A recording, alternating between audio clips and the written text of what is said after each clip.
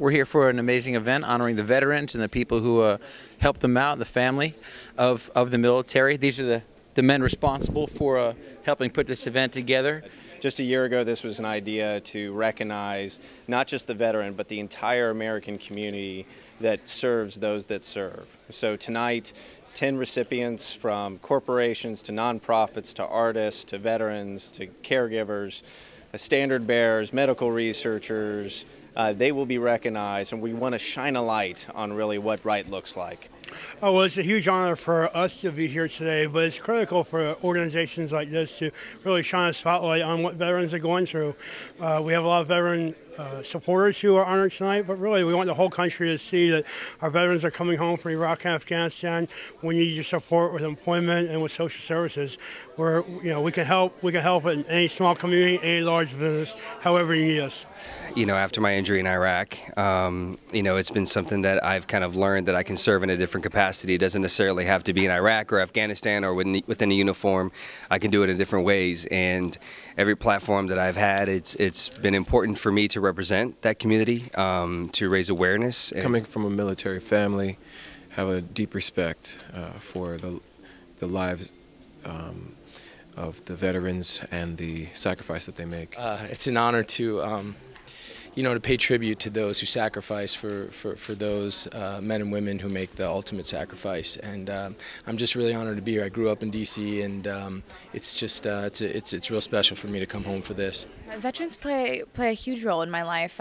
We do a lot of events with the USO, and tomorrow I get to visit many of the local bases and shake hands and just bring as much morale and spirit and joy to the people that need it most. Well, I'm really excited tonight that caregivers were honored and mentioned because it's a huge backbone of our military spouses, military children, and the whole military family. So the fact that they honored the families and the caregivers, and there are so many, and we just encourage everyone out there in America to support the military members coming back as well as their families, offer to babysit their kids, give the supporting spouse a couple of nights off, and just be supportive of the little things and the big things.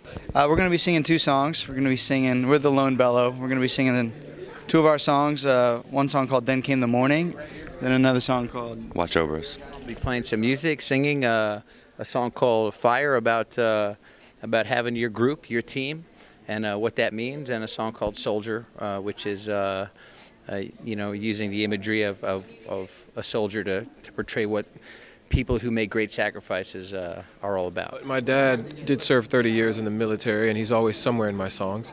And one of the lyrics in the song is, "I'm a soldier standing on my feet, no surrender, no retreat."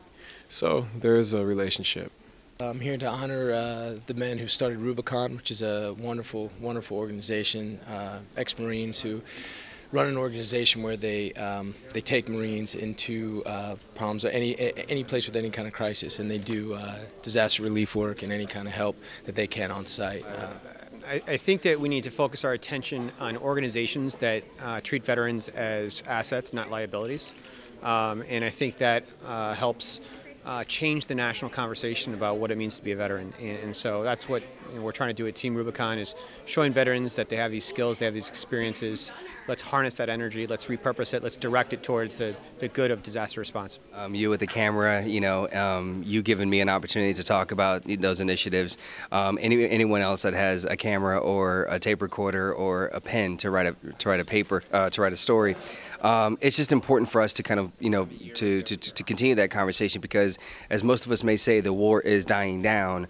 It doesn't mean that necessarily vets aren't going to be facing a lot of issues. They're going to be facing a lot of challenges. I think the more we give vets an opportunity to step in front of the camera once they're comfortable and talk about their experiences and their story, we learn more about those individuals, and we start to see them as brothers, as sons, as sisters, as daughters, and we start to humanize them, and we get behind them and say, it's not about whether it's to the left or to the right, whatever our political view is. It's about supporting those men and women that are willing to sacrifice so much so you and I don't have to.